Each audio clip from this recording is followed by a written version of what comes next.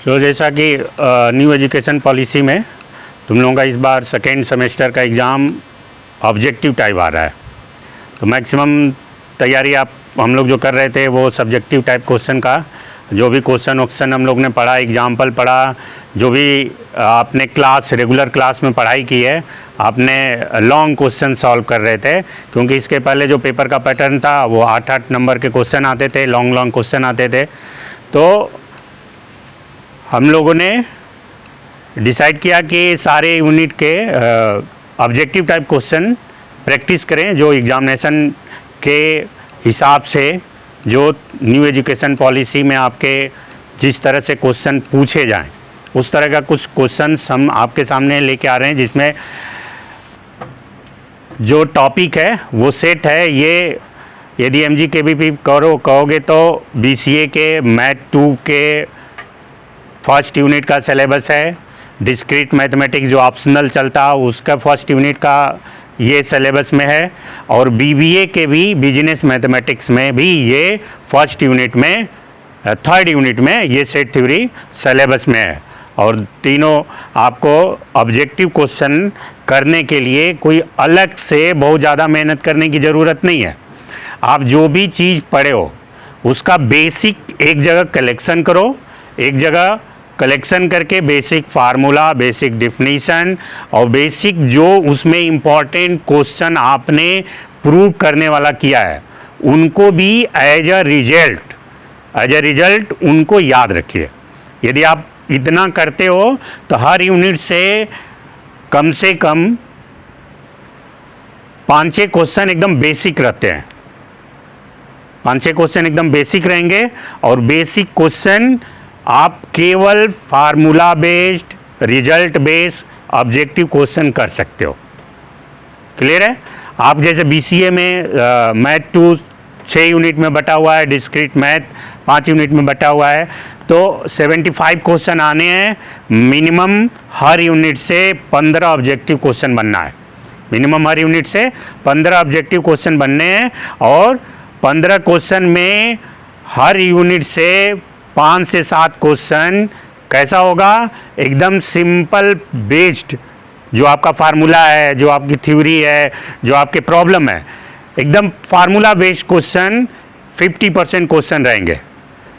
7 question के बाद 8, 9, 10, 11 जो क्वेश्चन होगा, आप 3 से 4 क्वेश्चन, वो थोड़ा सा आपको सोचने पे मजबूर करेगा। थोड़ा सा आप क्वेश्चन सॉल्व किए रहोगे तो उसका सलूशन आप कर सकते हो, और 2-3 क्वेश्चन ऐसे होंगे जिसमें आपको थोड़ा सा दिमाग लगाना पड़ेगा। ठीक?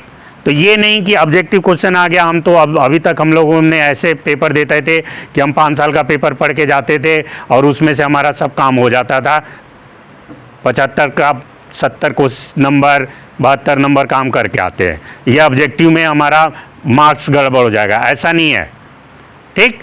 आप यदि ईमानदारी से रेगुलर क्लास किए हो और रेगुलर आप वही सिलेबस की पढ़ाई भी किए हो, तब भी आप ऑब्जेक्टिव क्वेश्चन में भी 75 में 70, 72, 65 प्लस क्वेश्चन कर सकते हो। ठीक है? हम पहला यूनिट पे आते हैं। पहला यूनिट सेट थ्योरी है। सेट थ्योरी आपको अच्छे से पढ़ाई गई है। आप ऑब्जेक्टिव क्वेश्चन करने के पहले जो उसका बेसिक फार्मूला है, बेसिक जो भी रिजल्ट्स हैं, उनको एक जगह इकट्ठा करके लिख लीजिए। जैसे मैंने मान लो यहाँ पे लिखा है, जैसे कि सेट थ्योरी में डिफिनीशन हो गई, डिफिनीशन के बाद रिप्रेजेंटेशन हो गया, रिप्रेजेंटेशन के बाद उसमें कुछ प्रॉपर्टी आती है। प्रॉपर्टी मतलब उसमें आपने ऑपरेशन पढ़ा, यूनियन, इंटरसेक्शन, कॉम्प्लीमेंट और डिफरेंस, ये चारों इसी प्रॉपर्टीज़ पे, इसी ऑपरेशन पे बेस्ड आपको पूरा सेट थ्योरी में क्वेश्चंस मिल जाएंगे। ठीक? ऑब्जेक्टिव भी, सब्जेक्टिव भी। हमें बेसिकली ऑब्जेक्टिव करना है, जिसमें देखो, इसमें जैसे हम लोगों ने चारों प्रॉपर्टी का, मैंने जो प्रॉपर्टी के रूप में जो चारों ऑपरेशन है प्रॉपर्टी के रूप में, पहला कम्यूटेटिव लॉ होता है, दूसरा एसोसिएटिव लॉ होता है, डिस्ट्रीब्यूटिव लॉ होता है, आइडेंटिटी प्रॉपर्टीज होती है। ये यूनियन में देखो, A union B equal to B union A, means क्रम बदल देने पे यूनियन पे कोई असर नहीं पड़ता है। इंटरसेक्शन भी ये रूल फॉलो करता है, एसोसिएटिविटी में आप जानते हैं 3 एलिमेंट होने चाहिए हैं यदि, तो A intersection B intersection C या A intersection B intersection C equal होगा। ठीक, सेम यूनियन में भी होगा यही चीज़। आपको आइडेंटिटी में A union phi equal to A होता है, मीन्स यूनियन में फाई आइडेंटिटी का काम करता है, और ए यूनियन यू जो है ये यू है, ये नहीं कि यू समझिए यूनिवर्सल सेट है। क्या ये यूनिवर्सल सेट, तो ए इंटरसेक्शन यू जो होता है वो ए होता है। ठीक है, ऐसे ही जो इम्पोर्टेंट रिजल्ट है, डिमॉर्गन्स लॉ एक रिजल्ट है जो आपको प्रूव करने के लिए अब तक क्वेश्चन में पूछता था 8 नंबर में, अब ऑब्जेक्टिव में ये बस इतना ही पूछ देगा, ए यूनियन बी का डैश, ए यूनियन बी का dash, A dash intersection B dash होता है, और ए इंटरसेक्शन बी का dash, A dash union B dash. Means क्या हुआ, यूनियन इंटरसेक्शन में बदल जाता है और इंटरसेक्शन किस में बदल जाता है, यूनियन में। ठीक, एज ए रिवीजन ये सब आप रिजल्ट याद रखेंगे, हो जाएगा। इसके बाद क्या है, डिस्ट्रीब्यूटिव लॉ आता है। देखिए ध्यान से, आपको याद रखना है।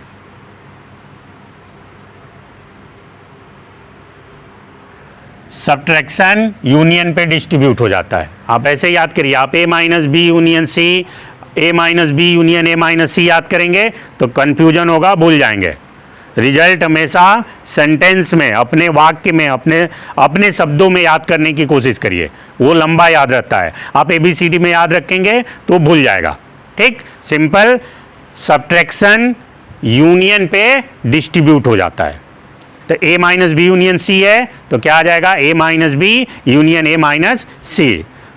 Is it clear? सेंटेंस में याद है तो इसकी वैल्यू बदलती भी है, कुछ भी यहाँ पे आप लिखते हैं तो कोई फर्क नहीं पड़ता, आप आराम से उसको अपने अकॉर्डिंगली चेक कर सकते हैं। सिमिलरली सब्ट्रैक्शन इंटरसेक्शन पे भी डिस्ट्रीब्यूट हो जाता है, इंटरसेक्शन सब्ट्रैक्शन पे डिस्ट्रीब्यूट हो जाता है। ये ए बी डेल्टा सी, इसकी वैल्यू होती है B delta C, B minus C union C minus B होता है, सी माइनस बी होता है। ठीक, ये भी एक इम्पॉर्टेंट रिजल्ट है, ऑब्जेक्टिव पॉइंट ऑफ व्यू से भी इम्पॉर्टेंट है, ऑब्जेक्टिव में डायरेक्ट पूछ देता है। ये A intersection B union A minus B equal to A होता है, A union B minus A equal to A union B होता है। ये मैंने अपने तरीके से जो इम्पोर्टेंट रिजल्ट है उसको हमने फाइंड आउट किया है, एक जगह इकट्ठा किया है। ठीक, आप और भी जितने भी रिजल्ट आपके पास हैं उनको कभी भी ऑब्जेक्टिव क्वेश्चन करने से पहले सारे रिजल्ट एक जगह नोट कर लीजिए। ठीक, उसके बाद आप ऑब्जेक्टिव क्वेश्चन करने की कोशिश करिए। उन्हीं सब रिजल्टों में से 70% क्वेश्चन आपको आसानी से मिल जाएंगे। कंसेप्ट क्लियर है तक? अब सिंपल, अब थोड़ा बहुत हम कुछ एग्जाम्पल आपको कराने की कोशिश कर रहा हूँ, छोटे छोटे एग्जाम्पल देखने की कोशिश कर रहे हैं हम लोग, आप देखते रहिए और इसका आंसर आप खुद अपने से बताने की कोशिश करिए। जैसे बोला है कि let U be a universal set and A union B union C, A union B union C equal to U, then A minus B union B minus C union C minus A is equal to क्या होगा?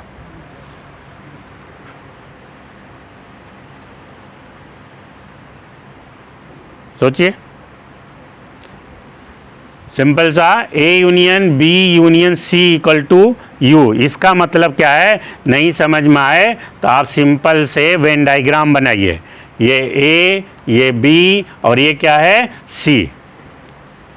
Clear? A union B union C equal to U का meaning क्या होगा कि A union B union C पूरा U के बराबर है। इज इट क्लियर है? कोई भी एलिमेंट उसके अंदर बाहर नहीं है, सब इसके अंदर आएगा, ए बी सी, कोई भी बाहर नहीं है। Is it clear?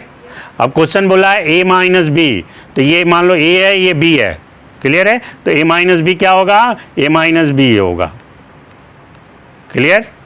फिर क्या बोल रहा है? बी माइनस सी, तो ये बी है और ये क्या है? सी है, तो बी माइनस सी क्या होगा? क्लियर? और सी माइनस ए, तो ये सी है, क्या है? ये सी है। ए हटा देना है। दिख रहा है? सबका क्या बोल रहा है? यूनियन। देखो ध्यान से, ये ए माइनस बी है, ये बी माइनस ए है, ये बी माइनस सी है। क्लियर है? किसके बराबर होगा? ध्यान से देखिए, इसमें क्या बोल रहा है? किसके बराबर होगा? कौन कौन सा पोर्शन बच रहा है? यूनियन करोगे तो ये वो होगा, फिर ये आएगा। क्लियर है? और फिर क्या आएगा? ये आएगा। ठीक? कितने के बराबर होगा? कौन सा आंसर सही है? A intersection B intersection C. पक्का? श्योर? हाँ? कैसे दिख रहा है? कैसे सी सही है? बताओ। A union B union C करोगे तो पूरा हो जाएगा ना फिर। A union B union C, इसमें ये वाला पोर्शन नहीं आ रहा है, देख रहा है ना? ये वाला पोर्शन नहीं आ रहा है, ये दोनों क्या है? नहीं आ रहे हैं। हाँ? None of the above. हाँ? कौन सा सही होगा?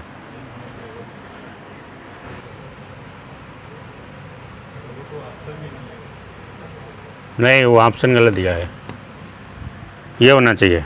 कहाँ आएगा वो? ध्यान से अब से बनाओ।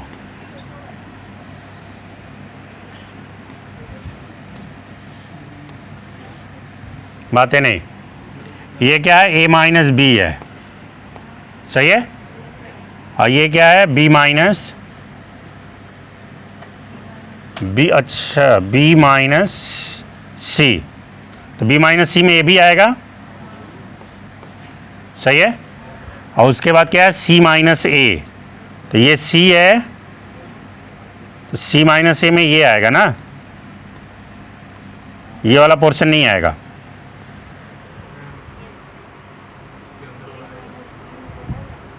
ठीक?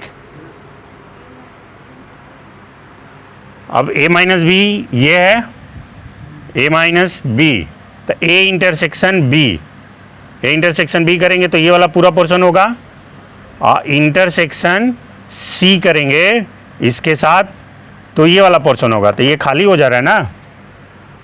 ये तो बोला है कि इज इक्वल टू किसके बराबर होगा।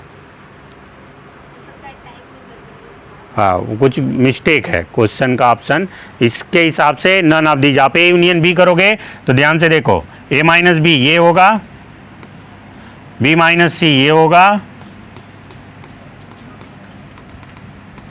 और सी माइनस ए करोगे तो ये होगा, तो ये वाला पोर्शन उसमें नहीं आएगा, ये आएगा, ये इतना पोर्शन। बातें नहीं। तो इसमें कोई भी A union B intersection C भी नहीं हो सकता। ए करेंगे और बी इंटरसेक्शन सी करेंगे, बी और सी का इंटरसेक्शन करेंगे तो यही आएगा, ये नहीं आएगा। ठीक? ठीक, तो बेसिकली क्या है, आपको ऑब्जेक्टिव क्वेश्चन, मतलब जब भी सेट थ्योरी का क्वेश्चन है, वेन डायग्राम बना लो, वेन डायग्राम बना के क्लियर हो जाएगा। ठीक?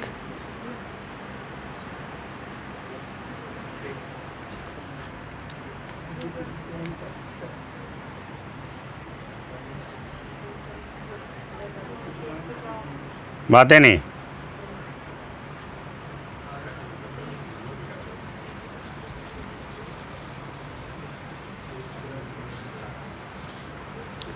चलो सेकेंड क्वेश्चन देखो। They are 17 student in Hindi class and 30 student in English class. Find the number of students who are either in a Hindi class or in an English class. If the two classes meet at different hour and 8 students are enrolled in both courses. ये क्या है? Venn diagram बनाना है आपको। क्या बनाना है? Venn diagram. Venn diagram बना के question कर लेना है। ठीक? समझ में आ रहा नहीं आ रहा है?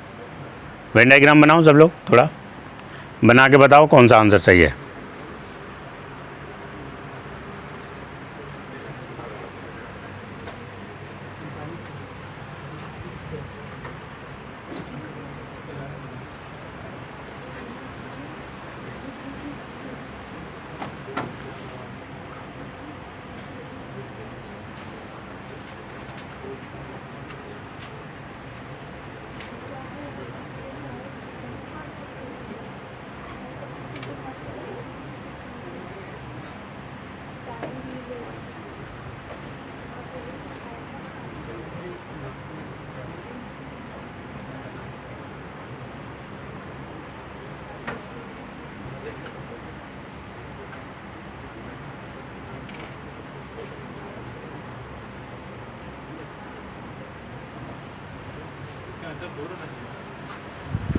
कितना आ रहा है?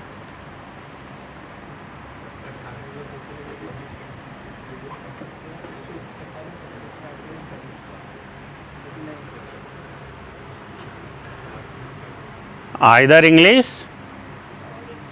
ये नहीं बोल रहा है तो क्या है? हमने पढ़ा है सब, ये दोनों में बोथ में है तो इंटरसेक्शन हो गया। क्या हो गया? ये इंटरसेक्शन हो गया। ये नंबर ऑफ ए हो गया, ये नंबर ऑफ बी हो गया। तो कितना होगा? 17 + 30, सही है, -8 कितना आ रहा है? 47 - 8 कितना आएगा? 30। ठीक है, हाँ आंसर हम देखे नहीं है ना? ठीक है, वही क्वेश्चन बोला है ना कि आइदर इंग्लिश और मैथ, कुछ भी जो भी पढ़ रहा हो तो सिंपल सी बात है, वो ए यूनियन बी की बात बोला। और वर्ड जहाँ पे यूज होगा उसका मतलब क्या होता है? यूनियन की बात हो रहा है। क्लियर है?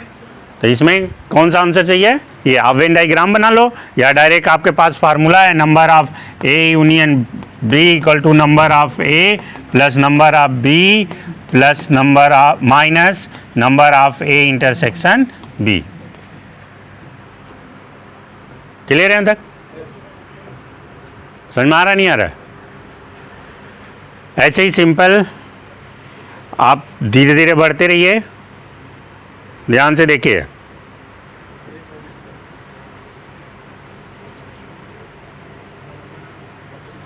The number of subset of A will be, सबको पता है। हमें क्वेश्चन कराने का मेन मकसद नहीं है, क्वेश्चन में जो आ रहा है उसमें कौन सा कंसेप्ट यूज होगा उसको ध्यान में रखिए आप। नंबर ऑफ सबसेट, आपको फार्मूला बताया गया है, क्या होता है? टोटल नंबर ऑफ सबसेट क्या होता है? 2 टू द पावर n क्या है? नंबर ऑफ एलिमेंट इन ए। तो इसमें कितने एलिमेंट हैं? 3, तो 2 टू द पावर 3 रख दीजिए, कितना आंसर आया? 8। किसको दिक्कत है? समझ में आ रहा है? 1 A and B, then find the number of proper subset of A intersection B। क्या है? A intersection B निकालिए, तो A intersection B इन दोनों का बताइए आप देख के कितना आ रहा है? केवल 4 है। टोटल नंबर ऑफ एलिमेंट कितना कहते हैं वो? 2 और कितना बताओ सब लोग? 4 7 9। ठीक है, तो इसमें कितने आएंगे? आंसर क्या है? ठीक है, मिलाते रहना आंसर।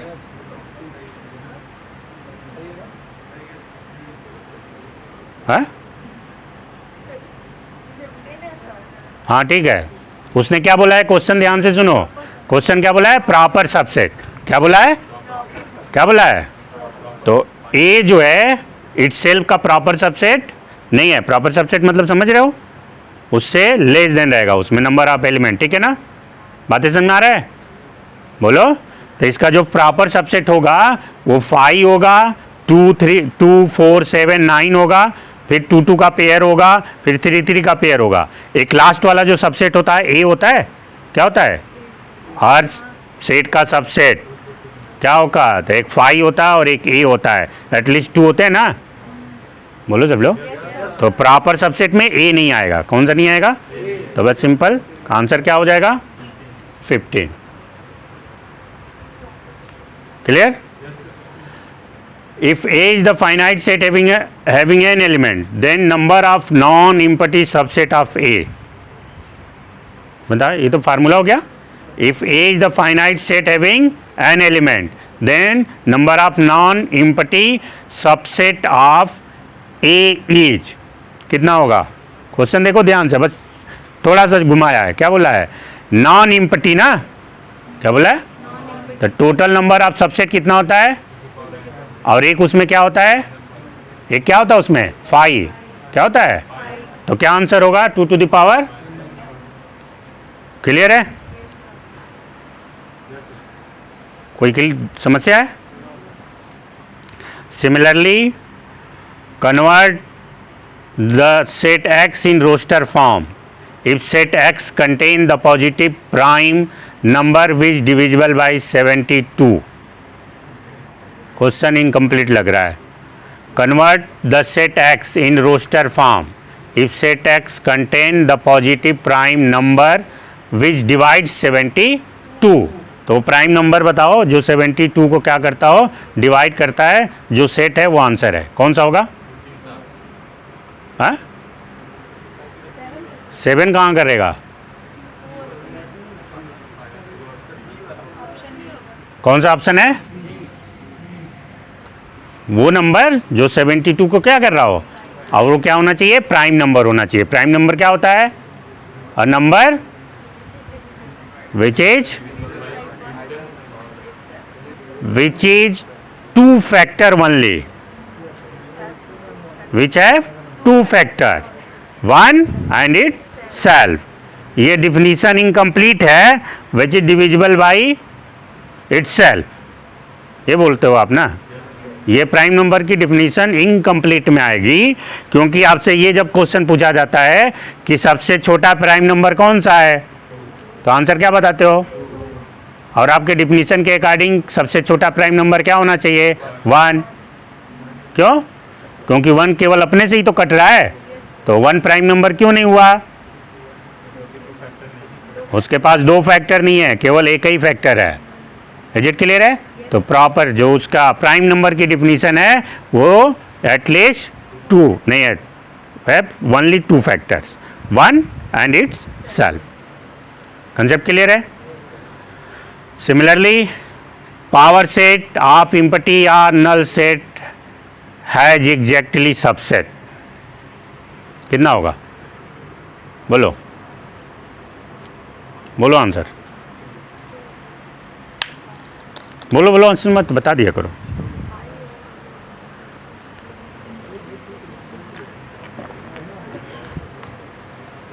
कौन सा होगा बताओ? Power set of empty set और नल सेट है एग्जैक्टली. पावर सेट मतलब समझ रहे हैं सब लोग? हाँ, पावर सेट क्या होता है? Collection of all the subset of given set. बोलिए, एम्प्टी सेट क्या है? फाई है. क्या है? तो इसका पावर सेट पूछ रहा है. क्या पूछ रहा है? तो क्या होगा? फाई आएगा ना उसमें. फाई एक सेट है तो एक आएगा एलिमेंट. कितने एलिमेंट होंगे? तो ये आंसर हो गया 1. कोई समस्या है? क्लियर है? हाँ,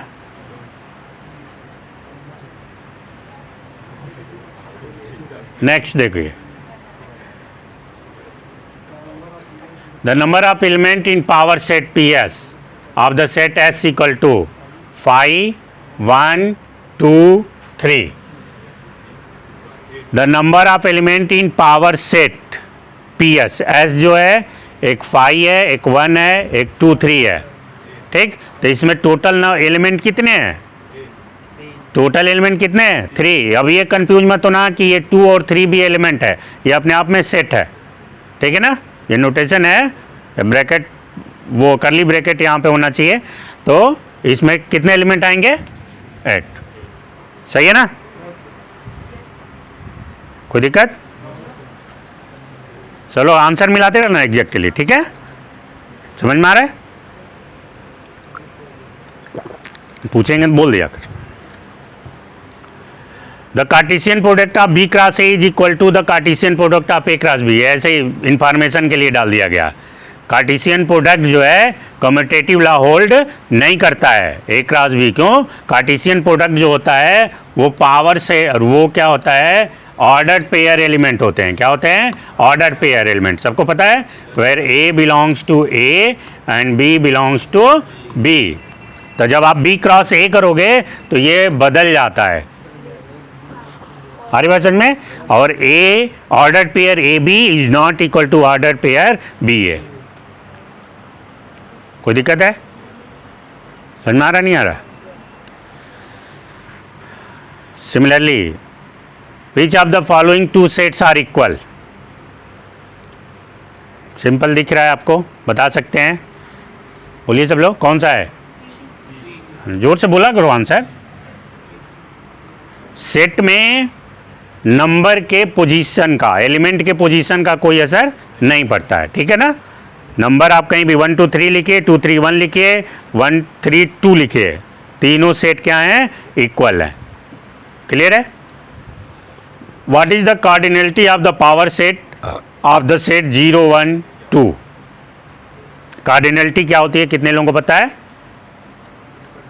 cardinality number of element in set, total number of element in set, total number of element in set, किसी भी सेट में कितने एलिमेंट हैं, ठीक, वो क्या होता है, cardinal number of the set कहलाता। अब क्वेश्चन पे आ जाइए। ये सेट है, इसके पावर सेट का कार्डिनल नंबर पूछ रहा है, इनडायरेक्टली क्या पूछ रहा है कि इसके पावर सेट में कितने एलिमेंट हैं, यही ना क्वेश्चन है, बोलो सब लोग। तो इस तरह का हम क्वेश्चन बहुत करते आ रहे हैं।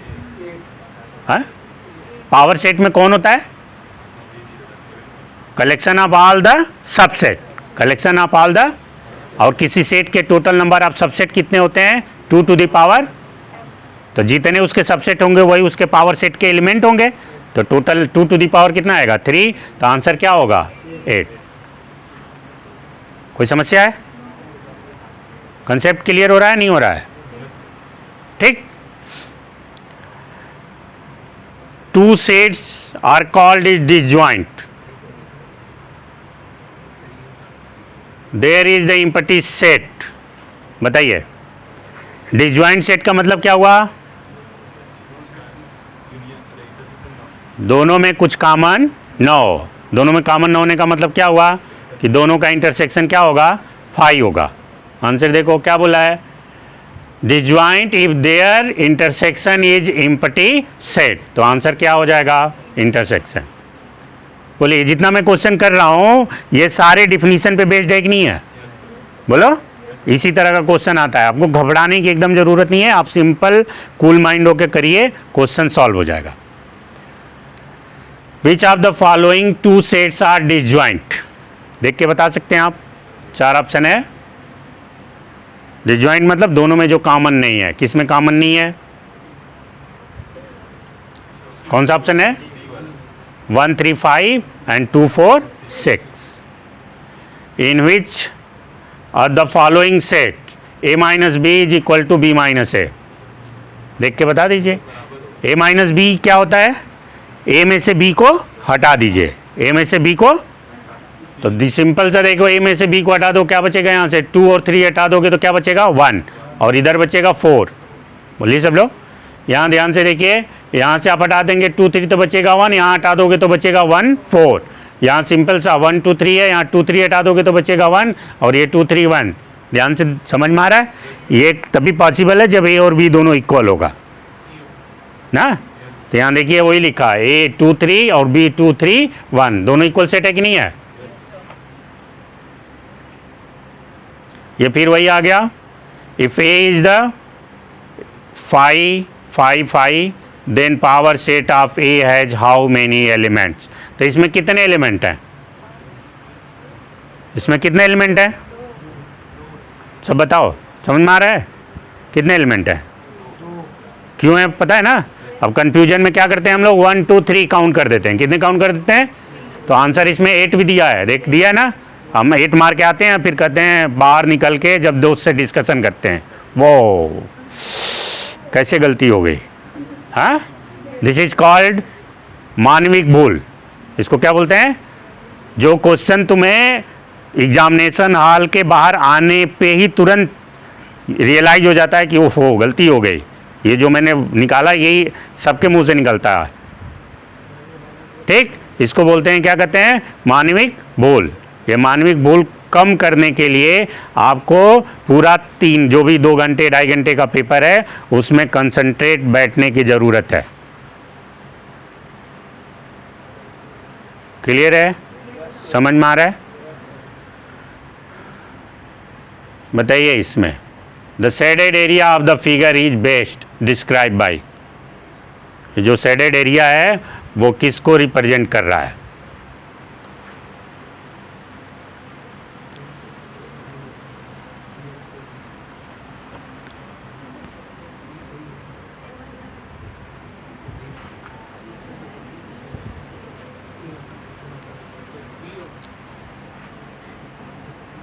कौन सा?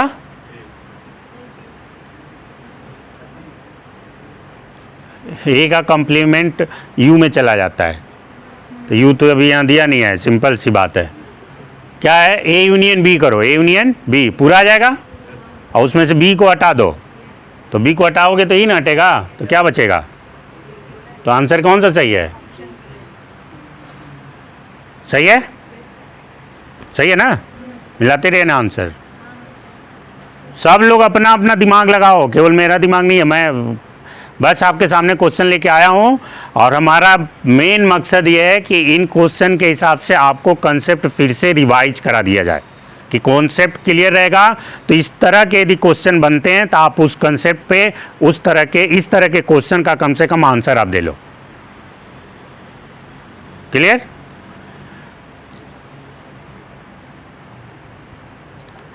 चलिए, the shaded area of figure is best describe by, इस तरह का भी क्वेश्चन बनता है। जो शेडेड एरिया है वो किसको बता रहा है? बोल दो आंसर।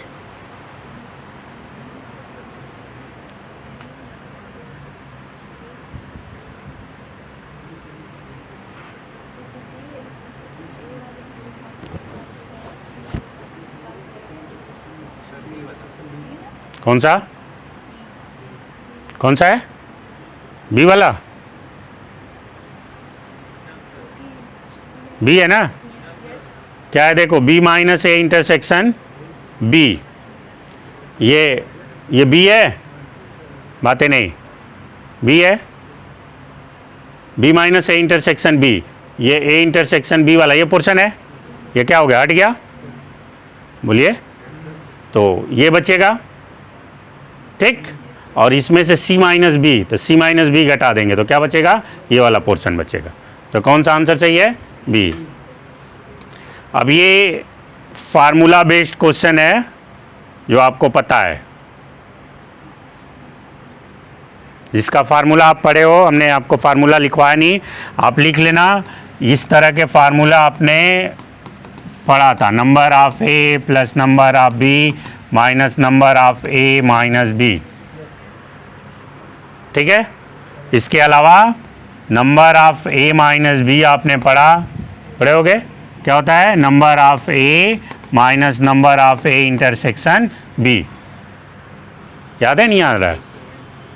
ठीक। इस तरह के 7-8 फार्मूले हैं, ठीक। उन सारे को एक साथ लिख लीजिएगा। डायरेक्ट फार्मूला भी पूछ सकता है और क्वेश्चन भी पूछ सकता है, ठीक।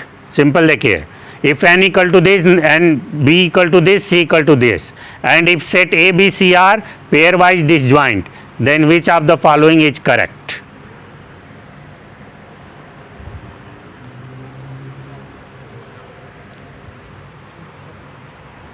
If a b c are pairwise disjoint, बताओ फिर लो।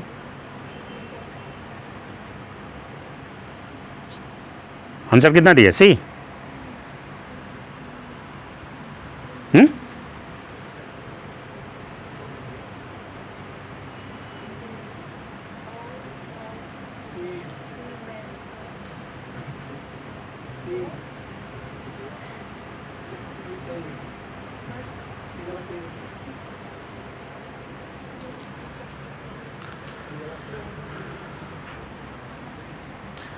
पेयर वाइज डिसजॉइंट का मतलब हुआ number of A intersection B, number of B intersection C और number of A intersection C क्या है? 0 0 है। क्या है? 0 है, ठीक ना? तीनों में कुछ कॉमन नहीं है, पेयर वाइज डिसजॉइंट है, तो लास्ट वाला भी डिसजॉइंट होगा। तो ये रिजल्ट तो एक सही है। Number of A union B union C equal to number of A plus number of B plus number of C. और बाकी number of A union B disjoint है, ए और A union B, A intersection B disjoint है, तो number of A union B उन दोनों का सम होना चाहिए। ये रिजल्ट ऑप्शन हो सकता है गड़बड़ दिया हो, ठीक। एक ही रिजल्ट सी दिख रहा है इसमें, ठीक। बाकी रिजल्ट का कोई मतलब नहीं है। कोई दिक्कत है? ऑप्शन में क्या दिया था? डी।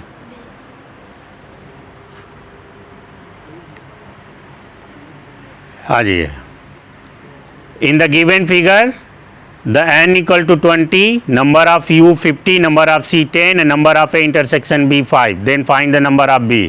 डायरेक्ट फार्मूले में वैल्यू पुट करिए और v की वैल्यू निकाल लीजिए। डायरेक्ट किस में वैल्यू रखिए? आप फार्मूले में रखिए, किस वाले में? Number of a union b। तो u दिया है, क्या दिया है? बात समझ में आ रहा है? इन द गिवन फिगर u आपका टोटल नंबर ऑफ एलिमेंट है, कितना दिया है? टोटल। तो कितना हो? ये कितने के बराबर होगा? 50 के। कितने के होगा? 50 के। समझ में आ रहा नहीं? बोलो सब लोग। और इसमें बोला है कि a दिया है, c दिया है और a number of A intersection b equal to 5 दिया है। यहाँ पे इस वेन डायग्राम में आप कर लो, कोई दिक्कत है? ध्यान से देखो, b कितना दिया है? b निकालना है हमें। b क्या करना है? निकालना है। ये टोटल 50 है, a कितना है? 20 है। a कितना है? 20। और वो टोटल 50 है। नंबर ऑफ c कितना है? 10। ये कितना है? 10। बातें मत करो, कितना है? और number of A intersection b कितना है? 5। कितना है? और ये कितना दिया? a कितना दिया है? 20। तो ये कितना हो जाएगा? 15। कंसेप्ट क्लियर है? तो ये हो गया 20 और ये हो गया 10, कितना हो गया? 35। और टोटल नंबर ऑफ एलिमेंट कितना है? 50। कितना है? 15 है ना? बोलो सब लोग। नहीं समझ में आ रहा है? तो ये कितना आएगा? ये 5 यहाँ पे है, नहीं आया समझ में? नहीं आया? ये आएगा 15। ध्यान से देखो, नहीं आ रहा समझ में? फिर से करते हैं।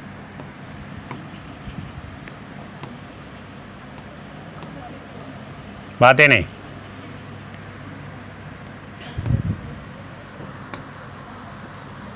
कोई और कलर ले लेते हैं। रेड आएगा कि ये आएगा कि नहीं? देखो ध्यान से, इसमें a दिया है कितना? 20 और a इंटरसेक्शन b कितना दिया है? 5। तो ये 5 हो गया और ये कितना आएगा? 15। यहाँ तो सबको समझ में आ रहा है? और 10 कितना दिया है? c कितना दिया है? 10। तो ये कितना हो गया? और ये पूरा जोड़ के कितने हैं? 50। कितने हैं? तो ये देखो, ये 15 और 10 20 और 10 कितने हो गए? 20 हो गए ना? 20 बच रहे हैं। तो 20 कहाँ आएंगे इस b में? 20 कहाँ आएंगे? b में। तो बोल रहा है कि नंबर ऑफ b बताइए। नंबर ऑफ b कितना आएंगे? 35। नहीं आ रहा समझ में? नंबर ऑफ b कितने आएंगे? 20, 30 और 5। कितने आएंगे? 35। सही है? सब मैं आपके सामने मैं भी कर रहा हूँ, ऐसा नहीं है कि मैं क्वेश्चन कहीं से करके आया हूँ। क्लियर है? आसानी से आप करोगे, हो जाएगा।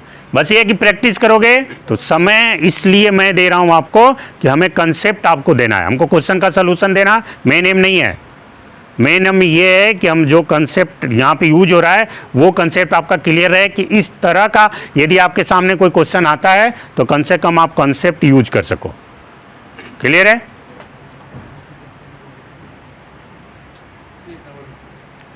दो से होगा। सिमिलरली इस तरह के क्वेश्चन है, ये मैं आप लोगों को डाल दूंगा।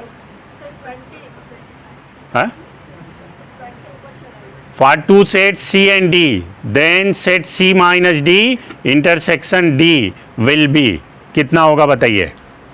आप बना लो वेन डाइग्राम। क्या बनाइए? वेन डाई। ये A C है और ये क्या है? D है। बातें नहीं। C माइनस D क्या होगा? ये होगा। सही है? और इसका इंटरसेक्शन करना है किसके साथ? D के साथ। किसके साथ करना है? तो ये ना D है, कुछ भी नहीं बचेगा। क्या बचेगा? Which of the following statement regarding set is false? कौन सा गलत है? कौन सा गलत है ना? सिंपल सा हमें तो लग रहा है ये पहला ही गलत है। नहीं, ठीक है, ये पहला सही है, ए इंटरसेक्शन ए, सही है, ए यूनियन ए भी क्या होगा, ए होगा, ठीक है। ये गलत है, दिख रहा है आपको, ए यूनियन बी, कौन सा लॉ है ये, डी मॉर्गन्स लॉ, क्या है, यूनियन क्या कर देता है, इंटरसेक्शन, और यहाँ पे क्या है, यूनियन ही रखा है। ए और B, then which of the following hold not true in this case, आप इसे वैल्यू दी हुई है, आसानी से इसका आंसर निकाल सकते हो।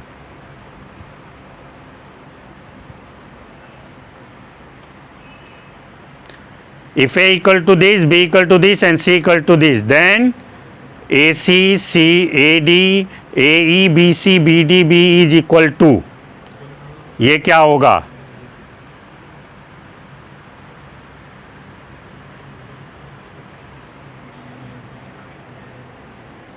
ध्यान से देखिए, इसमें और ऑप्शन होगा, बस ABC ही दिया है क्या, पहले बी यूनियन सी निकाल लो, बी यूनियन सी कितना होगा, सी और डी, सिंपल सी बात है, देखो ऑर्डर पेयर है ना, ये क्या है, ऑर्डर पेयर है, ऑर्डर पेयर कहाँ पे आएगा, कार्टेशियन में, कहाँ आएगा, कार्टेशियन प्रोडक्ट में, तो और जगह तो दिया नहीं है, एक ही जगह कार्टेशियन प्रोडक्ट है, प्रोडक्ट है, तो ऑप्शन आपका यही सही होना चाहिए,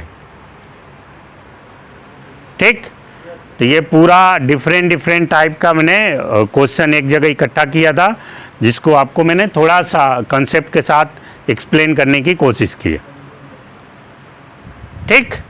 इसी तरह के हर यूनिट में क्वेश्चन बनेंगे, ये नहीं कि आप कॉम्पिटिटिव एग्जाम की तैयारी नहीं कर रहे हो, आपका ये कोर्स है, कोर्स का ऑब्जेक्टिव क्वेश्चन का पैटर्न जो है बहुत ही कंसेप्चुअल नहीं रहेगा, ठीक, एकदम स्टैंडर्ड रहेगा, बेसिक रहेगा, और बेसिक से थोड़ा सा ऊपर, तो आप थोड़ा और क्वेश्चंस, और मैं आपको शेयर कर दूंगा ग्रुप में, और क्वेश्चंस आप उस पर प्रैक्टिस कर लीजिए, आपका जब तक एग्ज़ाम का डेट आएगा तब तक आप ऑब्जेक्टिव क्वेश्चन का प्रैक्टिस ही करिए, ठीक है। Thank you.